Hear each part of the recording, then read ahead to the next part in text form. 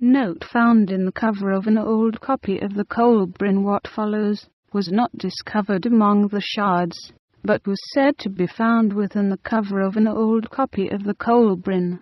When I was young, my grandfather told me that the Colbrin had been brought back to light by his grandfather's people in the place known to them as Futurylgen, beyond the Pool of Bantlin at Carclothan by way of Gwendwr in Wales. I remember him saying it was originally written in the old alphabet of 36 letters. The books were stored in a tinker's budget box, the lid of which was not tinged, but held with flanges and lifted off after being heated, a tuning device of the wayfaring tinkers. It was also secured with pins and stirrups.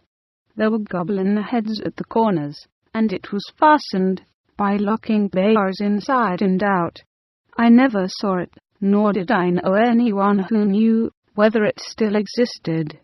I remember being told that inside the box was a clear glass roundish ball about the size of a large apple, which at one spot reflected all the colors of the rainbow. It was encased in a precious cage work inside a protective cover of horny hide which had raised swellings, the like of which my grandfather had never seen before. He knew a lot about animals and their hides, but could not tell what this was. He thought it might have been the hide of some kind of large, horny snake-like creature such as those which live in deep lakes. There were 2 stones of dullish glass like rainstones, one being whitish at one end. Each was oval in shape and somewhat flattened and tapered towards one end.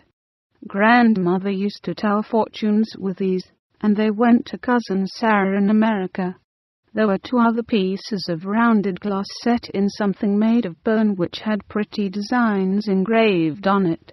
The bone setting was falling apart, and was of no conceivable use.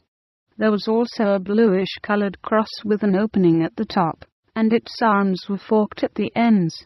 This was fastened by a small chain curiously worked to a piece of round brass about the size of a small plate which was engraved with figured, of which a bird, a wand, 2 billhooks, a whip and some heads could be made out. There were beads of blue and red, and a brooch shaped like a hook and made of gold. There was a acorn-like cap such as flamens wear. There was also a longish brass object like a knife, with engraving, in wrapping of rotten wood. That is all there was, except for the books which were not like books at all. I do not know what became of the other items. Saw the glass ball once, when I was a small child, but cannot remember much about it, except that it was hollow at one end, and when I put a finger in the hollow it felt warm.